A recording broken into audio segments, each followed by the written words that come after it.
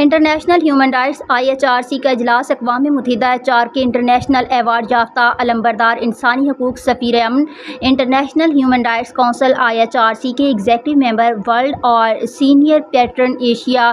محترم ڈاکٹر ذاکر حسین عادل کی زیر سرپرستی اجلاس منعقد ہوا، جس میں NGOs، CBOs، بلا سود ممکنہ لون دینے والے اداروں، education, vocational, beauty parlour, IT، ماحولیاتی تحفظ اور مختلف شعبوں میں کورسز کرانے والے غیر پروفیشنل اداروں کے سربراہان ذمہ داران نے شرکت کی۔ اجلاس میں IHRC میڈیا سرکل کراچی کے سینئر نمائندگان آصف اکرم، سید قدیر شاہ، ذوالفقار احمد، وحید منظر، جاوید محمود ارائیں، حنا مشتاق، شعیب النبی مجددی، ملک سکندر اور غلام عباس عابد نے بھی خصوصی شرکت کی۔ اس موقع پر اظہار خیال کرتے ہوئے محترم ڈاکٹر ذاکر حسین عادل نے کہا کہ پاکستان سمیت ایشیا کے اکثر ممالک میں اب بھی انٹرنیشنل آگاہی رابطوں کا شعور متعلقہ انٹرنیشنل آرٹیکلز اور رجسٹریشن ایشیا اتھارٹی سے متعلق بہت کم ہے،